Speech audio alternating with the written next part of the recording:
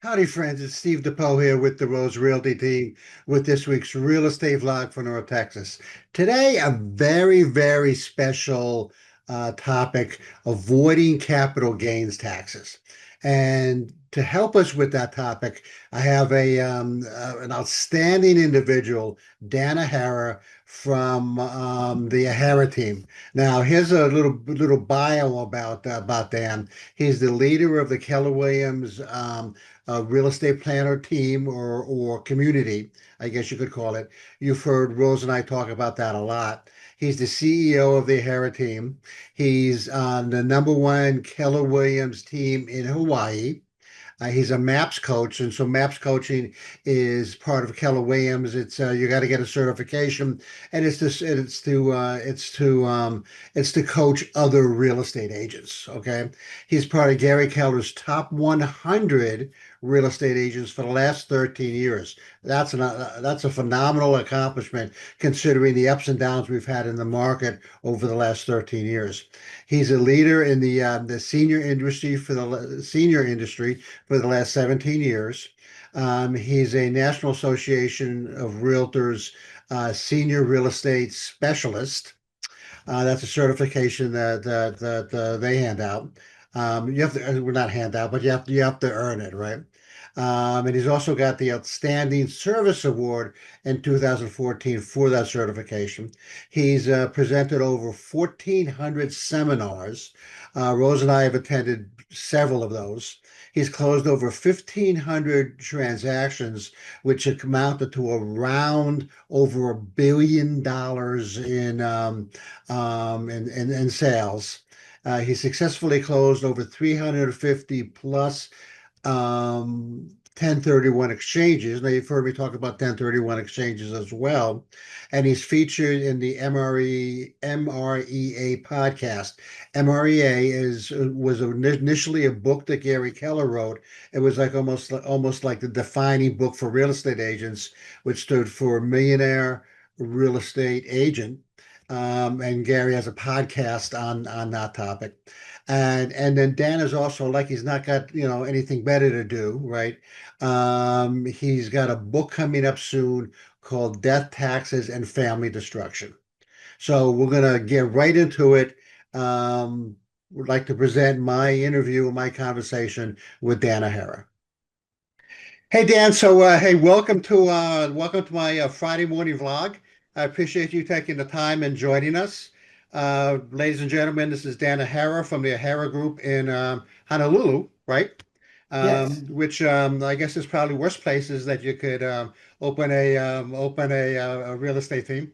So Dan, we wanted to get right into it. The question here, or our topic today, is avoiding capital gains taxes. sure. So one of the things we were kind of wanted to ask was, so a person kind of has some real estate investments in properties, and they go to their CPA or their financial planner, maybe their attorney, and they say, "Hey, I don't want to own these properties anymore."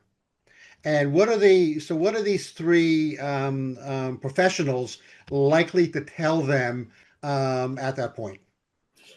Well, the CPA is the first one they'll probably go to, and the CPA will tell them don't sell it because there's this thing called capital gains tax, and it'll be very painful for you financially.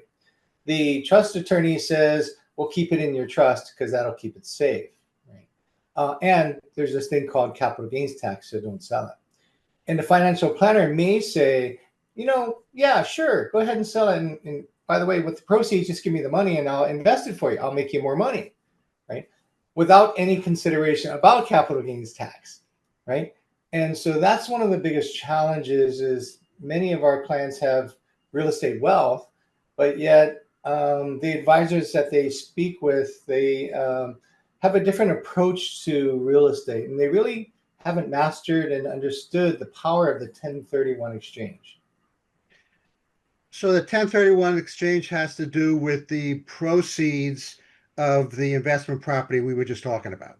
Yeah, yeah. You Okay. must, from the property that you sell, called the relinquished property, you must buy another property that you do not live in within a certain time period. There's two different categories of restrictions. Number one is the designation rule. The designation rule says upon the date of closing of the relinquished property, you have 45 days to assign your replacement property, which is put it in writing.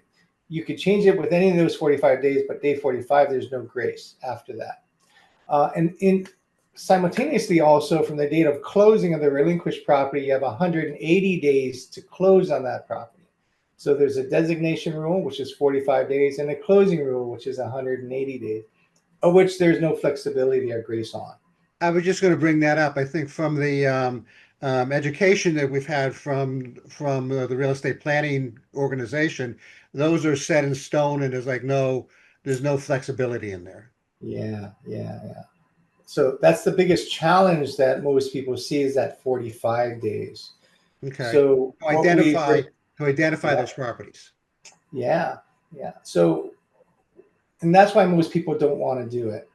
But what we usually talk to our clients about, Steve, is I ask them a simple question as to, would you feel more comfortable if you had 90 days? And they go, yeah, yeah. Would you feel so comfortable to even try it at 90 days? They go, yeah. But he said, but wait, the rule is 45 days. You can't change those rules, can you? He said, no, I'm not here to change those rules. I'm here to change the way we approach those rules. So instead of waiting until you're closing, we're going to actually shop before you even go into escrow. See, when you go into escrow, let's assume it's 45 days. So we're going to actually give you more than 90 days because we want to start shopping for your replacement property before you even go in the market. Sure. Right? And so when that happens, now you have a greater confidence of being able to buy something and know what you're looking for. So the moment you go into escrow on the one you're selling is the day we want to start writing offers contingent upon that sale. Yeah, understood. And can I do a 1031 exchange outside the US? No, you can't. It's only for properties within the United States or any US territory. Okay, got it. And so suppose I have from my relinquished property, I have just it really came out where I really got a lot of added value in there. Can I buy more than one property, or am I restricted to one property? No, yeah, you can buy more than one. You could sell one to buy three. You could sell three to buy one. There's actually no limit to the numbers of ways of consolidating your wealth or diversifying your wealth. Either way, we have clients that do them both. When you're younger, typically they like to diversify. When you get older, you want to consolidate. Because you want to be more conservative. Right. Yeah. Less stress for the next generation. So if I want to use a 1031 to avoid those capital gains taxes on the relinquished property, but I really don't want to do additional properties. I don't want to be a landlord. I think you call it the three T's in your training. What do I do then?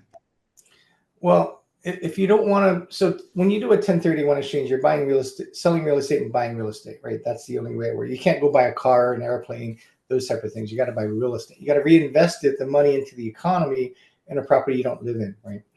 Well, most people, when we get older, we just don't want to, it doesn't solve the problem, right? You're selling real estate that you're managing and you're buying real estate that you're managing. It doesn't solve any problem. So there is this asset you can buy. It is real estate. It's acknowledged by the IRS to use for a 1031 exchange. It's called a Delaware Statutory Trust, a DST. It's a trust that owns real estate, except it's not a single family home or a condo or multiple. These are large entities, right, of assets. It could be, for example, the ESPN News Center is a DST. Okay. The Amazon warehouse in North Carolina is a DST. You can have hotels in Austin, Texas that are DSTs. So most people don't even know they're a DST. I'm an investor in a DST, and it's in 3 states, and it's 3 apartment buildings, of which have 300 and plus more units each. Right. So I'm one of 500 investors. There is a criteria to that. So you sort of own then, I don't know if this is the correct term, but you own sort of a fractional share then of that particular real estate entity. Proportional interest, yes. Okay, got it. And just to kind of double back a little bit, this designation of 1031 comes from, I believe, the IRS tax code, which is Yes. tax code, the section 1031, which Yes. allows investors to do all this. Yes. 100%. Okay. Hey, Dan, I got one more question for you. Um, so I just recently read where the National Association of Realtors said we have about 1.2 million realtors in the US. Now, I know you inspire me a lot, and you could have just been sat back and been this awesome team leader in Honolulu, but instead you put a lot of effort and time to create this real estate planning group or methodology. I mean, what drove you to do that? So I'm the youngest of six. There's 54 of us in our family, from all the generations, from my parents, right? And family is important to us. And in real estate, what we found is that a lot of families had a family dispute after their parents passed away. And it was almost always because of real estate, because they didn't have a plan for it, right? So I saw the problem and I said, well, what if I could get in front of this problem? What if I could help people create a plan such that their families don't ever have to fight after they're gone, right? And so I got real passionate about it, and I created pre-inheritance plans, and I do that practically daily for families to help them understand that there will be a day in time that you and I won't be on the planet. And typically, the last surviving spouse, that's the day of the date of transfer wealth. And what we want to do is get in front of that so the transfer of wealth is easy for their kids, not hard, right? And common situation is client has 3 to 20 properties, right? And so I asked them at the end of the day, when you're gone, who gets this? And they say, oh, my kids do. I said, how do you know that? Well, it says it in my trust. I say, okay, so let's think about this. Close your eyes for a second. Today you die. Who's your trustee? Well, little Johnny. He's a great guy. Yeah, okay, that's good. So let me ask you, is that a good day for little Johnny or a bad day? Having the responsibility to distribute the assets, to steward the assets that you had that you chose not to steward, is that a good day or a bad day? And they go, wow, that's a problem. Yeah. You see what I'm saying? I'm not going to tell you that it's a problem. You're going to have to self-discover that. Right? And the way we do that is with questions. And going back to your question, why do I travel so much? Why do I teach this? Why am I so passionate about this? Because of family. In Hawaii, we call it ohana. Mm. So the end result of this then is, I'm going to say, the family gets if we tie that into avoiding capital gains, then number one, the family gets to keep the wealth that the parents have built up over a lifetime. Yep. And then second, and to your point, potentially more important, is that they avoid those family feuds after mom and dad are gone, and they can then go forward in their family life, if you will, still loving each other instead of saying, like you said, "Our little Johnny, took the best property," or "Little Johnny shortchanged me," or something like that. Yeah. Yeah. If you want to avoid, my question I usually ask our clients is at the end of the day, when you're gone, do you want your kids to love each other? If the answer is yes, what's the plan to make sure that happens?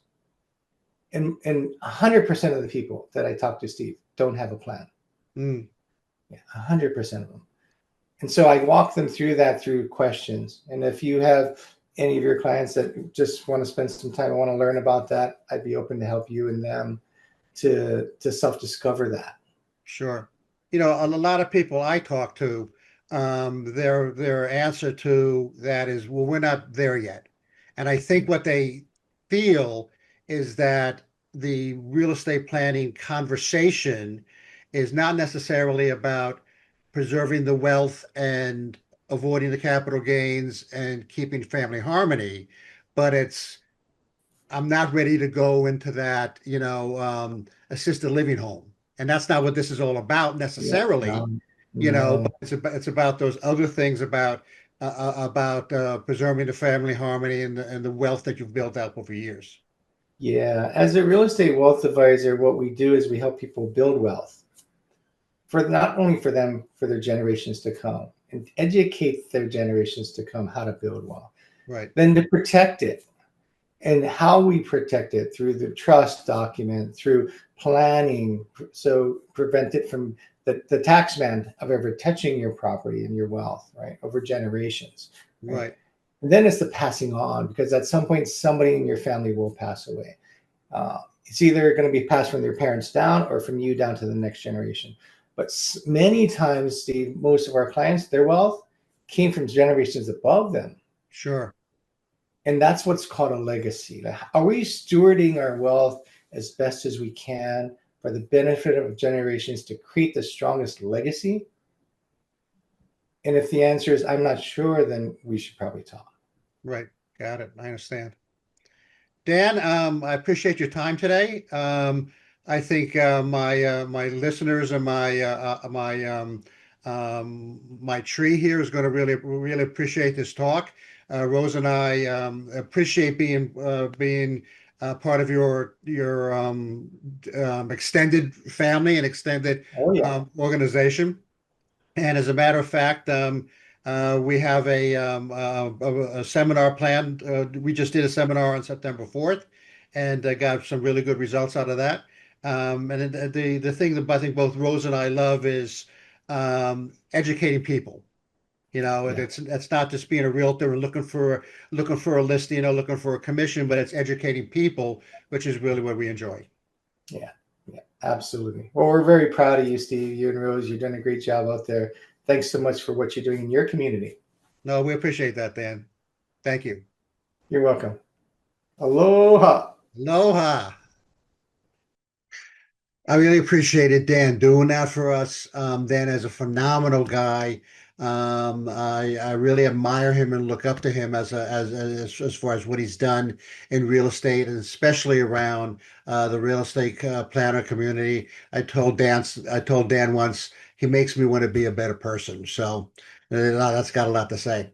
Hey, next week, our vlog for next week is going to be tips for first-time home buyers. Now, you don't have to necessarily be a first-time home buyer, but maybe you haven't purchased a home in, I don't know, let's say 15 or 20 years. Okay, you've lived in your family home where you raised your family. Now now you're an empty nester. Kids are out of the house, and you're figuring, hey, I should downsize. This is for you too. Okay, so tips for first-time home buyers next week. Hey, before I leave, hey, do us all a favor. Go to our YouTube channel. That's at Moving to Dallas, Texas. Like and subscribe to our YouTube channel. I really appreciate it. It'll allow us to get more interviews and conversations with people like Dan and others. We appreciate you for doing that. We appreciate you for supporting our channel and for supporting our team. This is Steve with the Rose Realty Team. Until next week.